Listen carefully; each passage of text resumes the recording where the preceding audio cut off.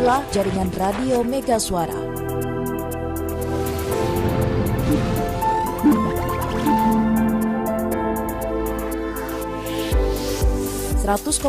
FM Mega Suara Bogor, 91,4 FM Mega Suara Serang, 96 FM Mega Suara Sukabumi, 93,8 FM Mega Suara Kulon Progo, 89,8 FM Mega Suara Kuningan, 92,2 FM Mega Suara Indramayu, 94,6 FM Radio Kota Perak Yogyakarta.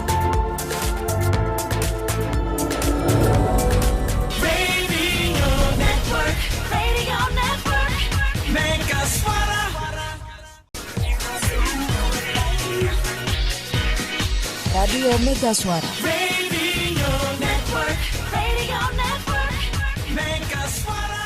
Pemirsa Potret Java, Sri Panglaras. Malam hari ini kerjasama dengan Mega Suara, karena di kesempatan malam hari ini hadir di ruang pelatihan seni budaya Anggo Putri dan seni budaya Lelangen Inceling. Kita gunakan sebagai acara bincang malam, dan hadir di kesempatan malam hari ini dan pemirsa Potret Java bisa merasakan secara langsung ada 3 narasumber yang nanti bakal bersama kita di acara malam hari ini. Yang pertama di sisi saya, beliau adalah Kepala Kundo Kabudayan atau Dinas Kebudayaan Kulon Progo. Ada Ibu Doktranda Hajah Niken Probolaras SOS MH. Ya Ibu, apa kabarnya malam hari ini? Baik, Alhamdulillah. Alhamdulillah, luar biasa loh Ibu. Jauh-jauh dari kantor dinas Ibu di kota Kabupaten Kulon Progo, Panemon Wates, Ibu malam hari ini bisa hadir dan bersama kita di satu tempat pelatihan seni budaya Anggo. Dan berikutnya hadir di malam hari ini narasumber Mega Suara ada Bapak Dr. Andes Haji Ahmad Subangi. Assalamualaikum Pak Haji. Waalaikumsalam warahmatullahi wabarakatuh. Apa kabarnya Pak Haji? Baik. Luar biasa. Sana kadang pendengar Mega Suara, pemirsa Potret Java, kalau panjenengan sudah bisa mersani beliau ini, saya yakin Anda akan berso dan Anda akan tahu siapa tokoh yang satu ini. Mungkin sudah melegendaris, mungkin pernah hadir di tengah-tengah masyarakat panjenengan berada. Ya betul Romo ya. Sedikit Romo sama dulu. Tahun kapan Romo purna tugas sebagai wakil rakyat dari warga Kulon Progo Romo? 2014. Terakhir Romo ngesto di DPRD Daerah Istimewa Yogyakarta. Iya, luar biasa. Malam hari ini sana kadang nanti akan berbincang dan banyak hal akan saya pertanyakan ke beliau, karena ada satu sisi dalam rangka Kulon Progo, warga masyarakat di Kulon Progo siap menyongsong adanya bandara baru yang ada di Kulon Progo. Beliau nanti akan mencoba dan memberikan wejangan, wewarah, harapannya dari beliau untuk kita bersama warga masyarakat yang ada di Kulon Progo khususnya. Dan yang samping kanan dari Romo Bangi Lenggah ada Ketua Paguyuban Seni Budaya Anggo Sri Panglaras. Selamat malam Ibu Sri Wuryanti Surajio. Selamat malam. Apa kabarnya Bu? Alhamdulillah sehat. Iya, komentar Bu Sri dulu malam hari ini karena dirawi oleh Kepala Kundo Kabudayan dan juga tokoh masyarakat, tokoh budaya. Purna sudah beliau menjabat sebagai wakil rakyat. Apa yang Ibu rasakan malam hari ini? Saya senang sekali kedatangan dari Ibu Niken sama Bapak Subangi. Saya mewakili dari Sanggar Sri Panglaras bangga dan mongkok karena kehadiran Bapak Ibu saged rawuh untuk malam ini. Iya, bangga dan mongkok. Istilah dan kalimat yang keluar dari Ketua Sri Panglaras malam hari ini untuk memberikan ucapan selamat datang kepada kedua narasumber. Pertama, saya nyuwun pangantikan dulu kepada Ibu Kepala Dinas Kundo Kabudayan. Kulon Progo di masa datang akan dikunjungi oleh sekian puluh juta manusia dari penjuru dunia masuk ke Kulon Progo melalui bandara internasional. Apa pesan dari Ibu Kepala Gundo Kabudayan untuk warga masyarakat dari sisi kacamata peradaban budaya? Monggo Ibu.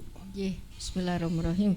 Assalamualaikum warahmatullahi wabarakatuh. Waalaikumsalam. Yang saya hormati Bapak Subangi, Mbak atau Ibu Sriwur dan semuanya. Saya membawa teman ini, mengajak teman kepala bidang kami. Oh boleh, Pak Toro dan juga Mas Sugeng. Oh ya. Jadi saya juga bangga Bu Sri ditimbali ke sini, senang walaupun dulu pernah ke sini ternyata lupa juga arahnya.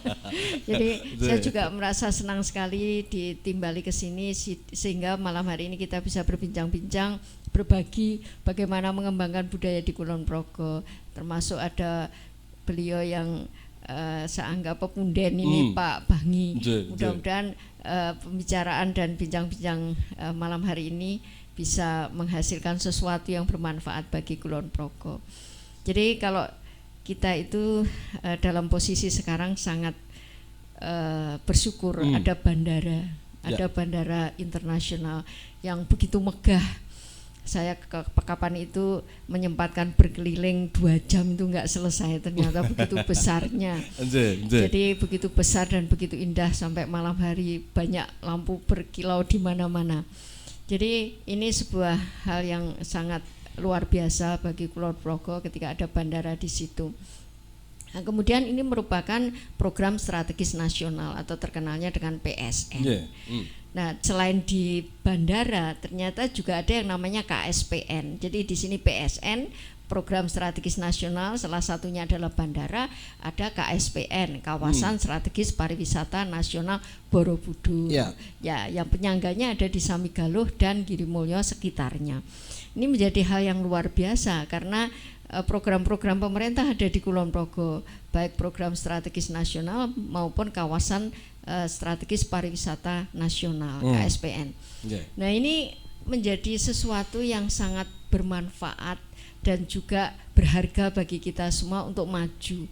Pastilah nanti budaya ini akan semakin berkembang kalau bandara ini benar-benar sudah beroperasi secara maksimal, di mana akan banyak pendatang. Dan harapan kita orang datang ke Kulon Progo ya tidak hanya datang di bandara yuk pergi, tetapi kalau bisa ya tinggal di Kulon Progo. Bagaimana cara menahan untuk tinggal di Kulon Progo? Ya tentunya kita tawarkan hal-hal yang bisa menarik mereka untuk tinggal di Kulon Progo. Pastinya ini salah satu adalah budayanya. Nah, budaya ini bisa mendukung di berbagai sektor. Salah satu sektornya adalah sektor pariwisata. Nah, ketika budaya ini bisa mendukung pariwisata, maka harapan kita adalah mereka yang datang ke Kulon Progo tidak langsung pergi atau hanya transit, tetapi benar-benar menikmati Kulon Progo dari sisi panorama alam, kulinernya, cindera matanya, tariannya, semuanya kita sajikan. Kalau perlu dia harus length of stay, tinggal lama, kemudian bisa menikmati angguk, belajar angguk, belajar inceling, dan itu perlu waktu, belajar batik. Nah, ini yang kita harapkan, sehingga kami mengajak seluruh masyarakat ini loh, ini peluang, sehingga manfaatkan ini. Saya juga lihat di sekitar bandara ini tumbuh minat untuk membuka showroom kerajinan, membuka tempat jualan oleh-oleh. Kemudian memang hotel berbintang juga sudah ada beberapa yang mengurus izinnya. Di samping ada hotel sendiri di lokasi Aerocity-nya bandara, sekarang sudah beroperasi. Jadi kemarin sudah dikunjungi oleh tim dari Dinas Perizinan bersama Dinas Pariwisata tentang hotel yang ada di dalam, tapi di luarnya juga nanti akan tumbuh. Ini pengantar dari saya.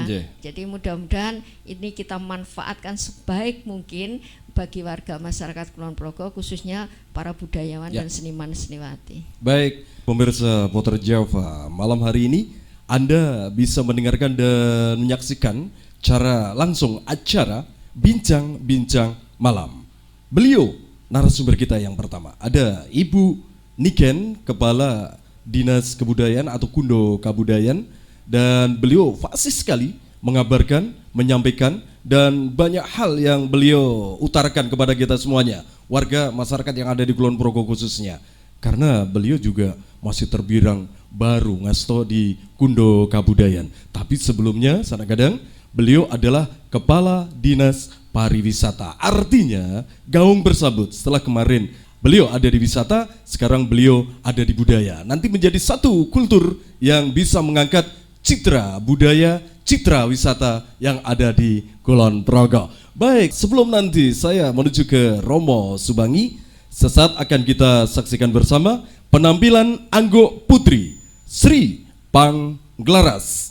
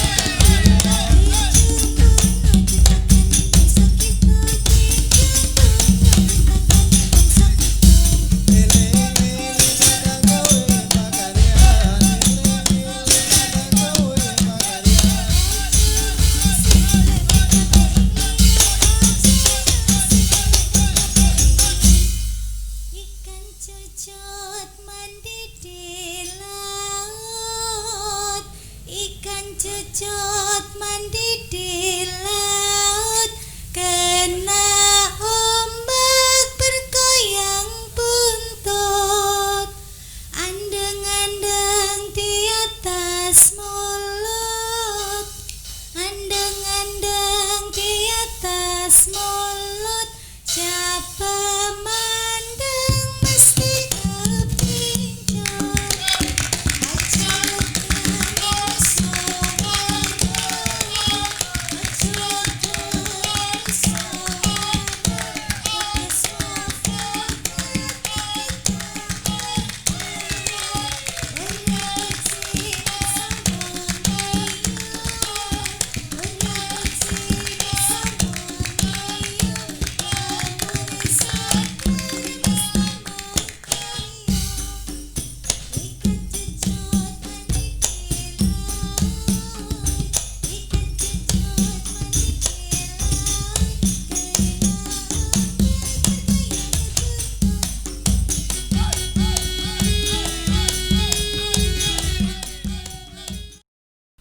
mantan wakil rakyat dari Kabupaten Kulon Progo, Sugeng Dalu Romo Subangi. Sugeng Dalu. Romo, menarik sekali acara malam hari ini bisa dihadiri oleh Romo Subangi, dan saya berharap banyak warga masyarakat kangen sekali dengan Romo Subangi.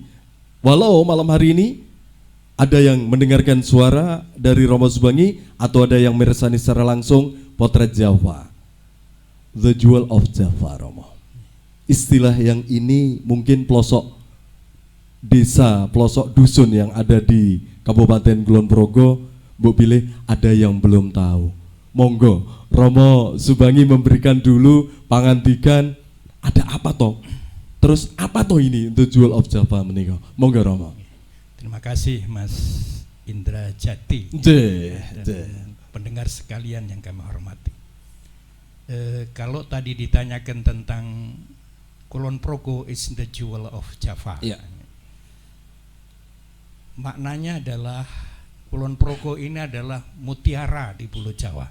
Mutiara di Pulau Jawa. Di Pulau Jawa. Jadi kenapa Kulon Progo kita sebut sebagai mutiara di Pulau Jawa? Kalau kita melihat peta Pulau Jawa, maka Kulon Progo itu akan berada di tengah-tengah. Coba kali waktu saudara-saudara sekalian untuk memperhatikan bahwa Kulon Progo itu berada di tengah-tengah Pulau Jawa. Di sebelah barat dibatasi Sungai Bogowonto, dan di sebelah timur dibatasi oleh Sungai Progo, menghadap samudera dan membelakangi pegunungan.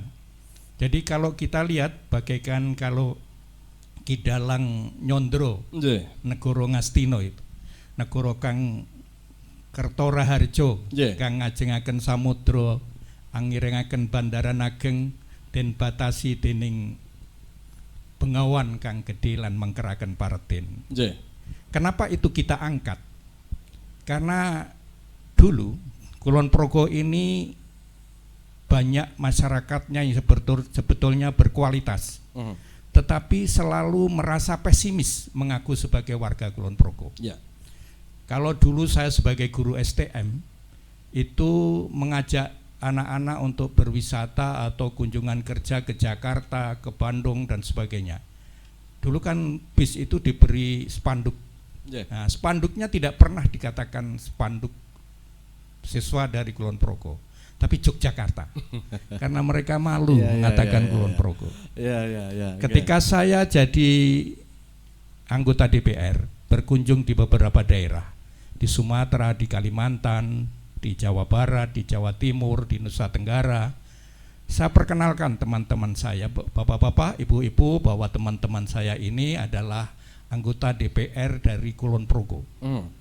Ketika beliau menyambut, maka beliau mengatakan begini, bapak-bapak, ibu-ibu dari Ponorogo. Jadi artinya Kulon Progo itu tidak dikenal oleh mereka. Padahal kualitas kita baik sekali. Oleh karena itu kebetulan pada saya waktunya sudah lupa. Kebetulan saya dijadikan narasumber di Hotel Santika di Jogja dengan penyelenggara Mas Jos Marantika, Ya, kalau ingat ya, Jos ya, ya. Marantika yang Ya. dulu pernah menjadi konsultan untuk Pak Bupati Toyo Santoso Tipo. Itu memang kami mencetuskan istilah the jewel of Java. Ya. Itu, dan kemudian selang beberapa waktu saya tidak tahu, tetapi kemudian katanya diresmikan sebagai branding Kulon Progo is the jewel of Java. Dan sampai sekarang ditulis, tetapi banyak orang tidak tahu. Ya, ya. Sebetulnya apa maksudnya bahwa itu kita sebut Kulon Progo is the jewel of Java, supaya seluruh masyarakat Kulon Progo ini jangan merasa minder, tapi akuilah bahwa Anda itu adalah orang-orang yang hebat. Dan daerah kita Kulon Progo ini daerah yang perlu dibanggakan. Terkait dengan budaya luar biasa. Yeah. Dan hari ini saya terima kasih Bu Sri, saya ditimbali kemari bersama dengan Bu Niken. Kami juga kenal beliau sudah lama sekali sama Bu Niken. Ya. Ya. Dan saya terima kasih sekali, seperti reuni juga malam ini. Ya, enggak. Walaupun sebetulnya rumah saya dekat, kalau potong Kompas hanya 1 kilometer dari sini. Kurang lebihnya ya Romo. Kurang lebihnya Bu Niken Ya. Pinara nanti. Ya, itu. Enggak. Jadi kita berharap bahwa masyarakat Kulon Progo ini punyalah hati besar, punya Ya. kepercayaan. Dan itu juga sebetulnya penilaian saya terhadap pemerintahan daerah istimewa Yogyakarta. Ketika waktu itu bahwa Yogyakarta, DIY itu tidak begitu berpikir tentang Kulon Progo. Dan itu tidak salah, karena memang secara psikologis dibatasi oleh Kali Progo, dan maka daerah di sebelah barat Kulon Progo ini ya daerah samping. Ya. Kalau di rumah zaman dulu di arsitektur Jawa itu seperti rumah gandok.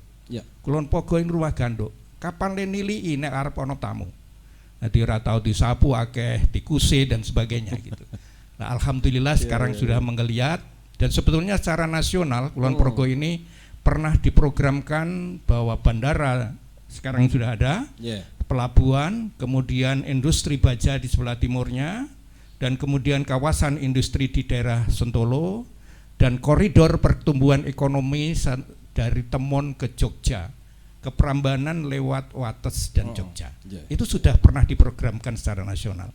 Semoga ini menggeliat, dan nanti akan saya cerita tentang budaya kaitannya dengan keistimewaan Yogyakarta. Mungkin sangat match dengan ini, dan saya harapkan sekali terhadap the jewel of Java itu menjadi kebanggaan. Jadi Kulon Progo ini banggakanlah, bahwa jangan kita pesimis, tapi ini adalah daerah yang bisa dibanggakan. Saya kira begitu, Mas. Ya. Baik.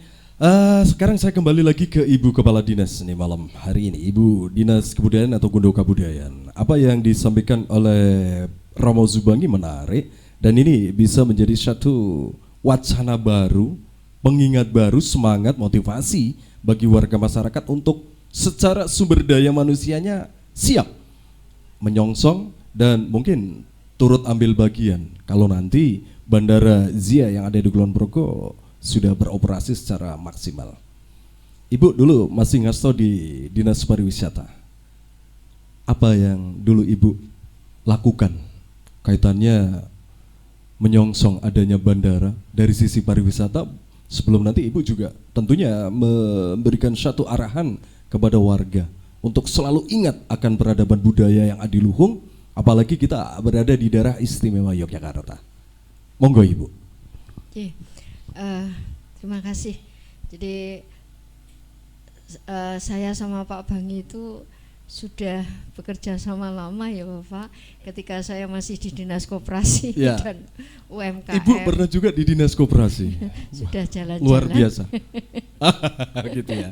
Waktu di Dinas Koperasi dan UMKM beliau sering membimbing, bahkan ketika menyusun Renstra sering berdiskusi waktu itu. Renstra paling awal membahas rencana strategis Kabupaten Kulon Progo, tapi sekarang kan tidak ada. Renstra itu hanya di tingkat OPD, sedangkan Kabupaten RPJP, rencana pembangunan jangka panjang dan rencana pembangunan jangka menengah.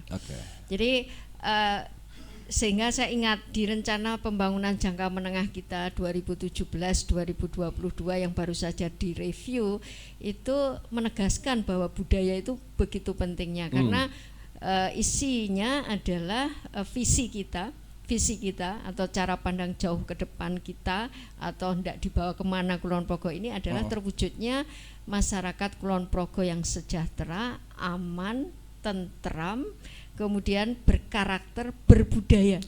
Berbudaya berdasarkan iman dan takwa. Nah ini kata berbudaya ini menjadi begitu bermakna ketika itu disahkan dalam rencana pembangunan jangka menengah Kulon Progo. Nah, berbudaya ini harus bisa mewarnai semua sektor, tidak hanya pariwisata, semua sektor. Memang sekarang pariwisata ini menjadi booming karena menjadi sektor yang prioritas tingkat nasional. Bahkan Pak Presiden selalu menyampaikan bahwa ini prioritas walaupun terkena pandemi akhirnya pada tutup. Tapi sekarang sudah mulai buka karena sudah dimulai dengan simulasi pakai barcode. Kemudian harus mentaati protokol kesehatan, semuanya harus seperti itu. Tetapi pastilah drop ini. Pada waktu itu unggulan Presiden untuk devisa terbesar, tertinggi yang diharapkan adalah dari pariwisata. Sehingga banyak program-program yang diarahkan pada pariwisata untuk setiap kabupaten, bahkan ada beberapa destinasi prioritas. Bagaimana dengan budaya? Karena kalau pariwisata ini tidak berbasis budaya, ya tidak akan bertahan lama. Karena ini yang membedakan dengan objek-objek wisata atau destinasi-destinasi wisata dimanapun di seluruh Indonesia maupun di dunia. Karena begitu sebuah objek ini mengangkat budaya, maka itu akan menjadi branding, menjadi ikon, dan itu akan dikenal secara luas. Apa yang kita lakukan? Ya kalau bisa keterpaduan antara budaya dan wisata ini menjadi sebuah calendar of event. Jadi event yang dijadwalkan secara rutin sehingga wisatawan, terutama wisatawan mancanegara yang ditargetkan secara nasional masuk ke DIY 2 juta waktu itu sebelum pandemi. Kalau sekarang ya nggak bisa. Ya itu bisa terwujud karena memang devisa dari situ. Lah berkaitan dengan yang disampaikan Bapak Bangi tentang The Jewel of Java itu semangat kami sejak dulu. Kami sejak dulu tahun 2012-an apa ya Bapak. Jadi waktu itu di launching, kemudian kami benar-benar mensikapinya dengan baik. Walaupun tadi disampaikan Mas Indrajati orang ono sing ngerti ya, mungkin karena istilah internasional. Jadi bahasa Inggris. Tetapi sebenarnya sudah dimaknai juga oleh masyarakat. Kemudian disusul dengan bela Kulon Progo, beli Kulon Progo, madep mantep mangan pangane dhewe, madep mantep mangan ngombe banyune dhewe, madep mantep nganggo klambine dhewe. Ya, ini kan terus dimaknai sebagai sebuah ideologi dan inovasi yang luar biasa yang ini diikuti oleh seluruh masyarakat Kabupaten Kulon Progo. Ya, sana kadang mendengar Mega Suara, radionya Kulon Progo, dan Anda pemirsa Putra Java, menarik sekali, dan ini adalah satu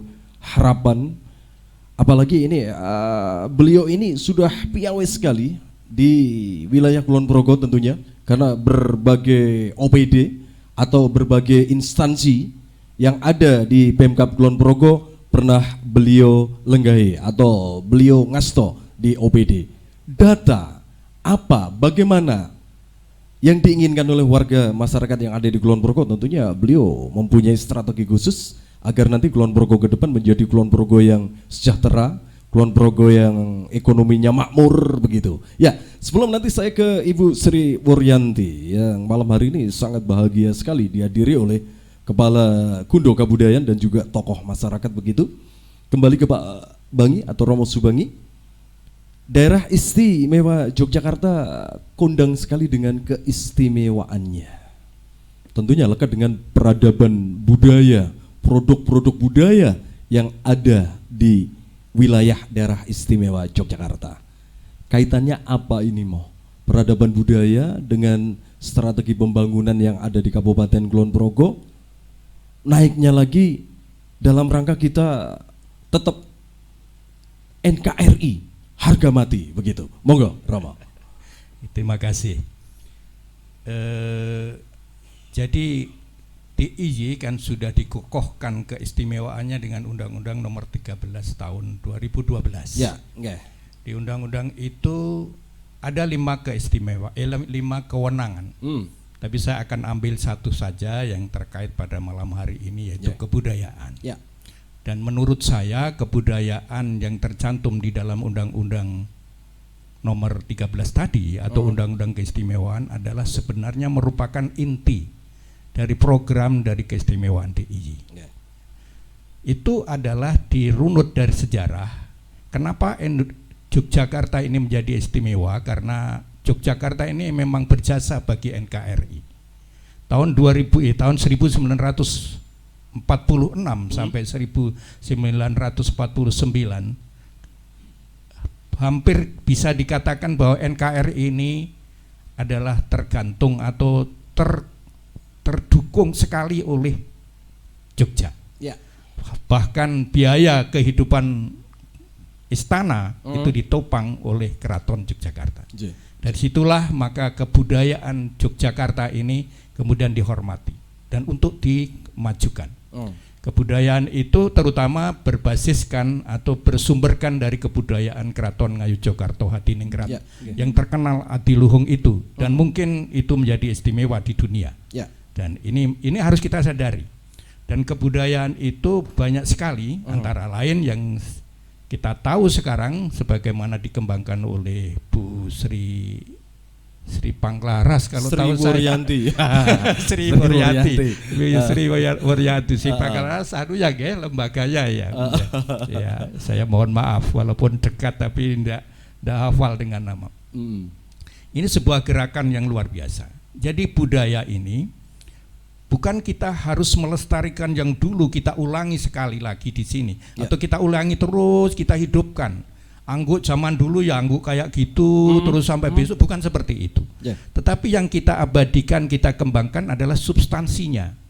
Jadi oleh karena itu saya salut kepada Ibu Sri Wuryanti yang bersama seluruh keluarganya bahwa telah mengembangkan angguk ini kemudian menjadi adaptif, proaktif terhadap perkembangan milenial di dunia ini. Itu harus begitu. Jadi kita tidak boleh menutup sebagaimana dikata di dalam tempurung. Kemudian kebudayaan itu ya harus kebudayaan Jogja dan kita menolak kebudayaan luar negeri. Bukan seperti itu. Kita tidak akan bisa hidup kalau seperti itu. Nah, dan kebudayaan itu memang kalau boleh saya mengartikan kebudayaan itu adalah cipta rasa dan karsa. Ya, itu menjadi karya cipta dan rasa. Nah, ini ada berbagai macam, termasuk di pertanian juga ada budaya. Contoh cara bertani. Contoh kalau di Kulon Progo dulu terkenal dengan surjan. Ya, itu. Dan kemudian cara berdagang juga begitu, cara hidup masyarakat. Kemudian cara bersekolah, cara belajar, cara melakukan implementasi ajaran agama, itu pakai budaya. Jadi itulah maka budaya banyak sekali cabangnya dan tujuannya adalah demi kesejahteraan masyarakat Yogyakarta. Jadi undang-undang keistimewaan, negara memberikan keistimewaan kepada DIY dan ruhnya itu adalah di kebudayaan, walaupun ada tahta, ada macam-macam itu, tetapi menurut saya, sebab saya kebetulan waktu itu terlibat di dalam pembuatan itu sampai beberapa kali kami konsultasi untuk ke Jakarta. keistimewaan Yogyakarta. Itu ada satu yang sebetulnya menurut saya tidak tepat, tetapi itu sudah menjadi undang-undang.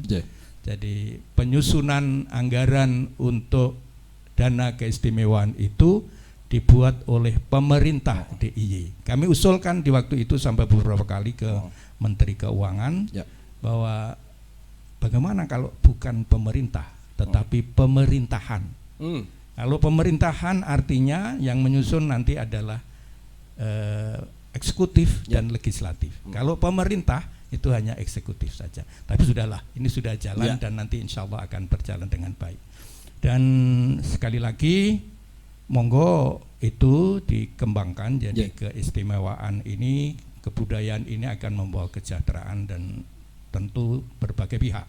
Silahkan di eksekutif untuk bisa dikembangkan dengan baik, teman-teman di legislatif dan masyarakat mendukungnya. Saya kira gitu sementara. Baik, sana kadang mendengar Mega Suara Radionya Kulon Progo. Malam hari ini Anda masih mengikuti acara Bincang-Bincang Malam kerja bareng Mega Suara dengan Sanggar Seni Angguk Sri Panglaras, dua narasumber dari Dinas Kebudayaan atau Kundo Kebudayaan dan juga tokoh masyarakat. Sanakadang dan Anda pemirsa Potret Java, sebelum nanti saya berikan waktu kepada Ketua Sanggar Seni Angguk Sri Panglaras untuk bertanya atau ya mungkin kagungan penggalian apa kepada Ibu Kepala Dinas dan bagaimana merealisasikan dari apa yang dikersakan ya, diharapkan oleh Bapak Haji Subangi malam hari ini hadir juga. Karena ini sangat penting dan kadang harus ketahui ada kepala bidang adat tradisi lembaga budaya dan seni Dinas Kebudayaan Kulon Progo atau Kundo Kabudayan. Kita suwun untuk bisa hadir di tengah-tengah kita di acara bincang-bincang malam. Monggo kepada Bapak Wurhantoro SS. Sana kadang mendengar Mega Suara radionya Kulon Progo. Karena acara ini masih di pandemi corona, sana kadang bisa perkirakan dan kalau panjenengan ngersak kemirsan monggo Potret Java akan mengabarkan kepada panjenengan lenggah narasumber tetap berjarak dan seluruh narasumber malam hari ini termasuk saya Indra Jati menggunakan masker dan kepala bidang juga menggunakan masker. Ini adalah upaya kita bersama memerangi COVID-19 agar segera pergi, agar segera bisa kembali lagi menjadi satu anugerah ilahi Robi. Baik, sebelum nanti Pak Wurhantoro SS akan saya suni dan tentunya saya juga akan bertanya ke Pak Kepala Bidang kaitannya dengan apa yang disampaikan oleh Pak Bangi dengan slogan yang mungkin ini sangat selalu ada di tengah-tengah lembaga pemerintahan Kabupaten Kulon Progo, Jewel of Java tadi. Saya berikan waktu dulu kepada Ibu Sri Wuryanti. Monggo, panjenengan bisa ngendiko apa atau ngersake apa lenggah di malam hari ini. Ada Ibu Kepala Dinas Kebudayaan Kulon Progo. Monggo Bu Sri. Ya, terima kasih. Kami selaku Ketua Sanggar Panglaras mau bertanya kepada Ibu Niken selaku Kepala Dinas Kebudayaan Kabupaten Kulon Progo. Intinya kami punya sanggar yang berdirinya sudah sampai sekarang sudah 20 tahun, dari 2001 sampai sekarang 2020 19 tahun ya. Kami banyak kendala-kendala yang memang semua itu karena dari swadaya dari Sanggar Sri Panglaras sendiri. Jadi intinya kami mempunyai murid banyak sekali. Terus kami mau pengen kalau kita latih sendiri mungkin lama-lama saya sendiri juga tidak mampu karena lebih dari 100 murid dan banyak dukungan dari wali murid juga. Kami mengharapkan dari Dinas Kebudayaan dan minta bimbingan, minta pembinaan juga karena saya kekurangan tenaga asisten yang jelas. Kami mengambil asisten cuman dari anak-anak yang sudah besar, Bu. Jadi tidak bayaran nyun sewu. Jadi karena saya mau membayar juga enggak punya untuk bayar yang asisten. Jadi saya juga bilang sama anak-anak tolonglah dibantu. Kono ono ya dibangan bareng-bareng ning nak ra ono ya menang wae. Terus dari sanggar itu tiap pertemuan itu membayar 5.000 Bu ya tiap anak. Jadi nanti setiap tahun sekali ada uji kompetensi untuk ujian anak-anak. Itu saya memang ya tidak menarik, tapi itu untuk biaya anak sendiri, untuk kostum, untuk make up, untuk panggung, sertifikat. Saya itu minta per anak itu 100.000. Itu 5.000 per bulan per bangkat.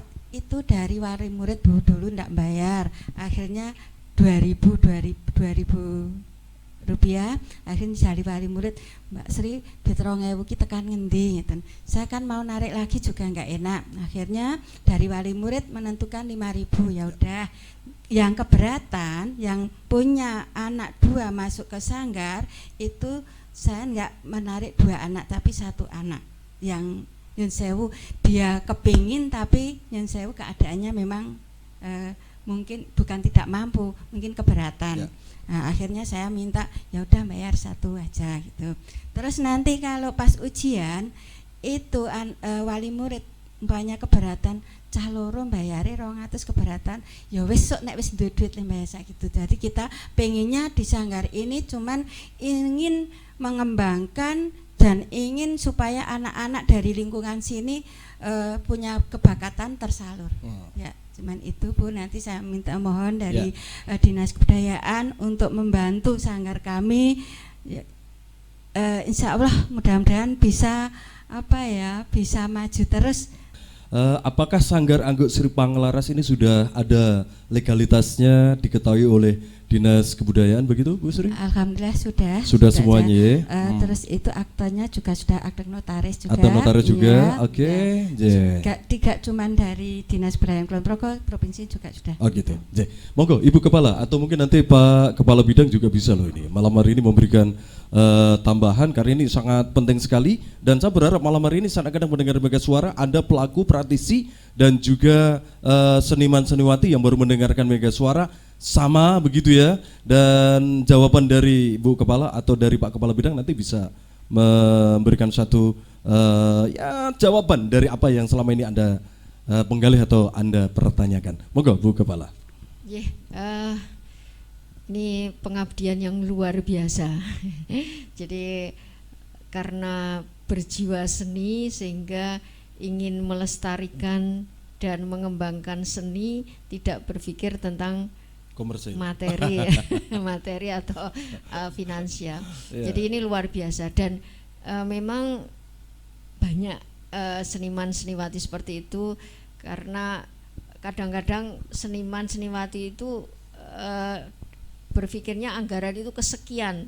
Yang penting bisa berekspresi, kemudian bisa mengembangkan, bisa menularkan. Karena kebetulan saya jadi ingat Mbak Sri, saya itu dulu juga karena bapak saya seniman, saya itu dulu SMA sudah punya sanggar tari. Wow, Bu Kepala sudah kagungan ya? Sanggar tari Tantri Laras di Madiun. Nah, kenapa Tantri Laras? Kakak saya namanya Dewi Sutari Tantri Laras, saya Niken Probo Laras. Kemudian karena diambil nama kakak saya Sanggar Tari Tantri Laras, muridnya 200 waktu itu.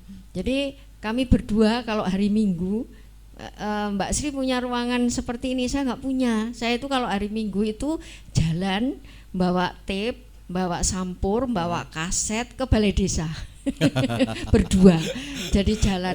Jadi teman-temannya main, kalau minggu kan pada main terus kemana-mana. Saya itu ngelatih nari dan mulai TK, SD, SMP, SMA ada semua murid itu lengkap. Kalau udah sampai balai desa udah pada teriak Buniken, Mbak Niken atau Buniken lupa. Jadi mestinya Mbak, wong saya masih SMA. Ya, terus kemudian bayarnya 200 rupiah pakai ratusan merah itu. Jadi nanti sampai di sana sebelum latihan itu saya nyateti dulu yang bayar. Dapat 200. Tahun berapa itu Bu? Tahun berapa itu? Tahun 80-an ya. 80-an ya. Terus habis itu dikumpulkan, nanti pulangnya naik becak karena sudah punya duit. Jadi bisa naik becak. Jadi rasa untuk mengembangkan ini jadi memang sama yang kita rasakan. Mudah-mudahan dengan rasa yang sama ini kita bisa benar-benar bersinergi dan berkolaborasi karena punya hati yang sama untuk mengembangkan seni budaya. Yang sekarang saya mengabdinya di Kulon Progo, dulu di Jawa Timur, Mbak. Nah, waktu itu SD pun saya sejak kelas 2 SD saya latihan nari di Tebek namanya, di tempatnya aulanya Kodim. Kemudian bersama Dinas Kebudayaan karena bapak saya itu waktu itu kepala kabin kebudayaan namanya, kantor pembinaan kebudayaan, lulusan konservatori tahun dulu yang nggak kalah dengan isi sekarang. Jadi saya ceritakan ke teman-teman, saya SD itu sudah juara tingkat Jawa Timur loh, 37 kabupaten kota tari klasik waktu itu. Habis itu ya nari terus sampai sekarang. Jadi sampai sekarang suruh nari masih bisa, walaupun serawangun. Tapi masih bisa kalau suruh ngelatih. Jadi ini sesuatu yang sama kita rasakan. Jadi kita itu ingin mengembangkan seni. Bahkan kemarin itu ketika saya masuk ke dimutasi ke Dinas Kebudayaan, di samping dipesankan oleh Pak Bupati untuk mengembangkan wisata berbasis budaya, karena saya dari wisata harus tahu karena saya di budaya dan sudah tahu wisata, sehingga wisata berbasis budaya itu dipesankan. Saya juga program 100 hari itu salah satunya saya pengen buka sanggar tari, tapi yang melatih saya sendiri dan teman-teman yang bisa nari waktu itu tanpa bayaran. Terus saya kumpulkan teman-teman yang bisa nari satu kantor, siapa lu kok Rauke tobat ini nek Rauke jadi hanya Bu Ita ya. Bu Ita, oh waduh ya, nek Bu Ita sama saya, nek setiap minggu akhirnya saya kaji ulang. Jadi sama niat kita untuk mengembangkan, jadi luar biasa karena saya lihat Anggo ini dicintai oleh masyarakat Kulon Progo, terutama anak-anak milenial, anak-anak remaja. Karena saya melihat di Kulon Progo, termasuk di sini di Sri Panglaras ini, penarinya itu anak-anak muda dan cantik. Jadi sudah tidak dihindari. Kalau dulu mengatakan Kulon Progo malu, menari Anggo itu tidak malu. Sekarang menari Anggo itu bangga. Beberapa kali saya mementaskan ketika ada tamu, ya mereka sangat bangga menari Anggo ini. Bahkan kemarin mungkin ini juga laporan ke Bapak Bangi, tahun 2018 Kementerian Pariwisata, waktu itu masih Kementerian Pariwisata, saya di pariwisata, bekerja sama dengan salah satu marketplace atau platform namanya PT Ayo Jalan-Jalan. Anggo itu menjadi atraksi budaya terpopuler juara 1 tingkat nasional, yaitu 2018. Dan diikuti dengan membuat senam ya, senam Anggo itu juga juara 1 tingkat nasional. Ini kebanggaan yang luar biasa, dan bagi kami anak-anak muda mau nari itu ada rasa bangga dan terenyuh. Loh, orang duwe rasa isin. Kalau dulu kan malu, wah budayanya sendiri, Kulon Progonya dewe. Tapi sekarang ada kebanggaan. Tidak hanya di Kokap, di Ngirimulya Mbak ya, sekarang juga berkembang. Di Ngirimulya ini banyak juga. Ya, artinya ini sebuah potensi yang harus kita tangkap. Lah tadi apa yang disampaikan oleh Mbak Sri, ya saya tampung, artinya saya dengar dan saya renungkan nanti apakah bisa disinergikan dengan program-program yang ada di dinas kami, Dinas Kebudayaan. Di Dinas Kebudayaan itu ada 8 program, yang 3 program kantor, kesekretarian atau supporting biasa, rutinitas, tapi ada 5 program yang untuk masyarakat. Tetapi salah satunya memang sarana prasarana bidang keistimewaan yang tentu itu bukan urusan seniman seniwati dan budayawan. Nah, mudah-mudahan nanti ada programnya, mungkin bisa saya sampaikan, ada cagar budaya warisan budaya. Kalau ini berkaitan dengan warisan budaya. Kemudian ada ini nanti dan jawab beliau ini. ini ada seni tradisi lembaga budaya di Pak Toro, makanya saya ajak ke sini. Satunya bidangnya adalah sejarah, bahasa, sastra dan permusiuman. Jadi mudah-mudahan nanti kalau ada program yang bisa kita sinergikan, bagaimana caranya supaya ini walaupun tidak harus tadi yang disampaikan membayar asisten, ansihnya seperti itu, saya kira nggak ada kalau program bunyi seperti itu. Tetapi kerjasama mungkin dalam bentuk publikasi, dalam bentuk pentas, dalam bentuk promosi, sehingga nanti akan banyak job-job yang diterima. Nah itu akan membiayai secara otomatis kegiatan itu, akan terbiayai. Sama juga dengan dulu ketika saya punya sanggar tari, pentasnya terus. Kalau dulu itu enaknya begini, kalau orang punya hajat itu kan pakai nari, Mbak. Kalau sekarang kan enggak, banyak yang simpel pakai nari, jadi laris, Mbak. Jadi saya itu kadang-kadang besok ujian, malam ini nari, orang mikir besok ujian itu. Yang penting joget nih hotel kan, biasanya orang punya kerja dulu, punya gawe dulu di hotel-hotel, dan kita sering dapat job itu. Nah sekarang apalagi sekarang pandemi ya, sudah menjadi sesuatu PR bagi kita. Nanti kita coba pelajari apa yang bisa kita lakukan bersama, tapi mungkin lebih detailnya ini ada yang membidangi. Monggo. Boleh. Mungkin Pak Bruhantoro SS Penjenan akan menambah, dan tentunya di belakang kita Pak Toro nanti akan ada pertunjukan seni budaya di Luhung juga. Pak Keliran mungkin nanti apa yang menjadi komentar dari Pak Kepala Bidang, hubungannya lagi dengan pangandikan dari Pak Subangi tadi untuk Jewel of Java. Apakah selama ini pemerintah Kulon Progo tetap menggunakan slogan dan merealisasikan apa yang menjadi harapan dari makna slogan The Jewel of Java tadi? Monggo Mas Kabit. Terima kasih Mas Indra Jati waktu yang diberikan kami. Yang terhormat Ibu Kepala Dinas Kundo Kabudayaan Kulon Progo, yang terhormat Pepunden kami Bapak Haji Ahmad Subangi, dan yang kami banggakan Mbak Sri Wuryanti selaku Ketua Sanggar Sipanglaras. Terima kasih, di sini kami derekaken Ibu di Dinas Kebudayaan Kabupaten Kulon Progo. Namun sebelumnya kami akan membangun spirit, Mas, ini slogan yel-yel kami sebelum memulai sesuatu. Jadi kami mulai dengan salam budaya. Kita jawab lestari budayaku. Lestari budayaku. Jadi pendengar kami, di rumah juga boleh loh ya. Yang baru mendengarkan Mega Suara malam hari ini jawab lestari budayaku. Kami ulangi sekali lagi, salam budaya. Lestari budayaku. Menika sebuah spirit komitmen kita untuk senantiasa melestarikan dan mengembangkan kebudayaan khususnya yang ada di Kabupaten Kulon Progo. Jadi pendengar dan pemirsa dimanapun berada yang kami hormati, sesuai dengan spirit yang telah digaungkan oleh Ibu Kepala Dinas maupun oleh Bapak Ahmad Subangi tadi tentang kebudayaan di Kabupaten Kulon Progo, ini sebenarnya juga bagian dari Jewel of Java. Jadi konteks Jewel of Java Kulon Progo itu juga dari sisi kebudayaan juga. Kenapa kami bisa matur begitu? Karena pada tahun 2018 kami ditugaskan di bidang ada tradisi seni dan lembaga budaya. Terus terang kaget, Mas, saya. Surprise. Karena ternyata Bapak di Kulon Progo ini memang sangat banyak potensi, banyak kekayaan keanekaragaman budaya, baik yang berupa adat istiadat, upacara adat, kesenian, dan lain-lain, sesuai dengan ketugasan kami di bidang adat tradisi 12 Kapanewon di Kabupaten 12 Kapanewon.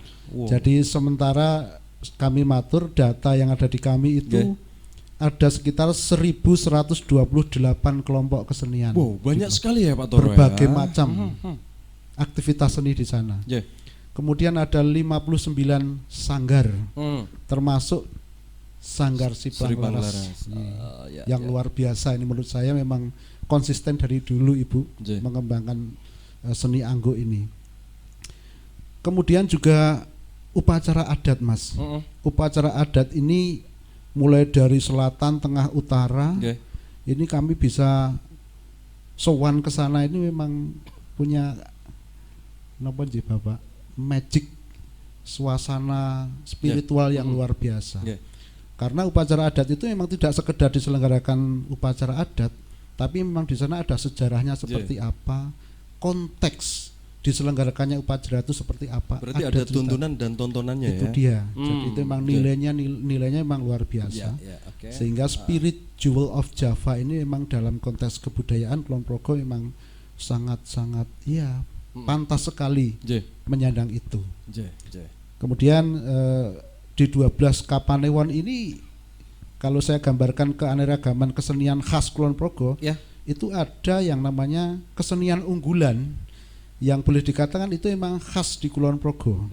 Jadi mulai dari Samigalo, per kecamatan itu ada kesenian khas yang itu ada di Kulon Progo. Kurang lebih sementara gitu. Sana kadang pendengar Mega Suara radionya Kulon Progo, semakin menarik, semakin banyak hal yang Anda dapatkan malam hari ini di acara Bincang-Bincang Malam.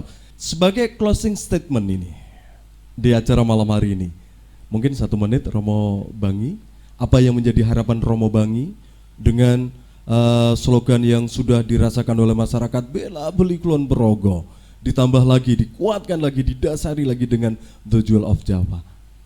Monggo Romo. Terima kasih.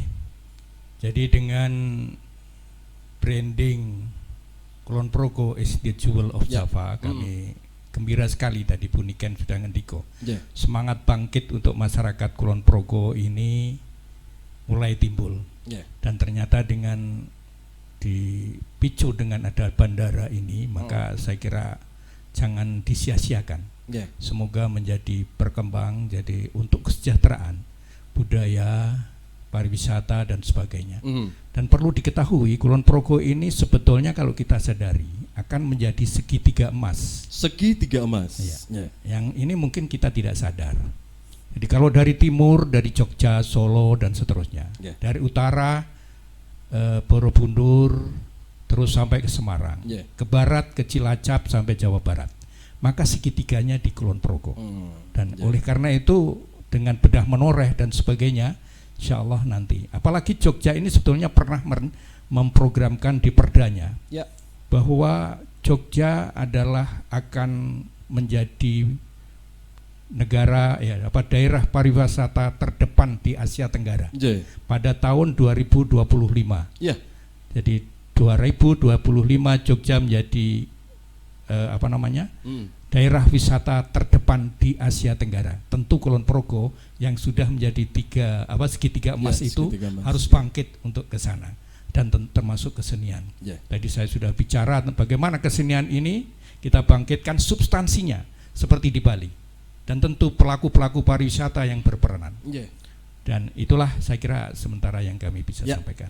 Ya, closing statement Ibu Kepala Dinas, monggo apa yang menjadi harapan, himbauan dari Ibu kaitannya dengan peradaban budaya yang adiluhung, lengkap dengan seluruh produk-produk budaya yang ada di Kabupaten Kulon Progo. Monggo Bu Kepala Dinas. Saya hanya ingin mengajak seluruh komponen yang bergerak di bidang budaya. Jadi baik itu budayawan, seniman, seniwati khususnya, ayo bersama-sama bersatu padu, bersinergi, berkolaborasi membangun Kulon Progo yang benar-benar berbasis budaya.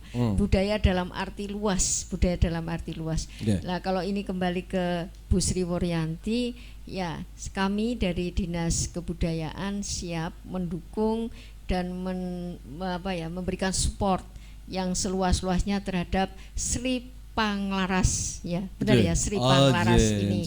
Dan nanti mungkin kami bisa menyediakan waktu untuk berkunjung sekali waktu dalam 1 bulan atau sebulan sekali atau 2 bulan sekali, di mana nanti kita akan berdiskusi lebih banyak, lebih baik, dan ini bisa mendukung pembangunan secara keseluruhan di Kabupaten Kulon Progo. Saya kira itu. Baik, sekarang monggo ke Ibu Ketua dari Sri Panglaras 1 menit saja karena setelah ini nanti kita tutup. Monggo. Saya pengennya dari Sanggar Sri Panglaras mudah-mudahan sanggar ini semakin ngrembaka, semakin anak-anak diminati anak-anak muda, bukan tidak anak-anak muda tapi dari anak-anak kecil sampai dewasa tetap melestarikan kesenian, khususnya kesenian tradisional Angguk Putri. Baik, sana kadang pendengar Mega Suara Radionya Kulon Progo, selesai sudah acara bincang-bincang malam kita bersama ketiga narasumber. Saya Indra Jati tidak bisa berpanjang dan tidak bisa menyimpulkan dari bincang-bincang malam kita, dan kerja bareng dengan Sanggar Seni Angguk Sri Panglaras tentunya dukungan dan kerjasama dari para narasumber. Saya akhiri, Assalamualaikum warahmatullahi wabarakatuh.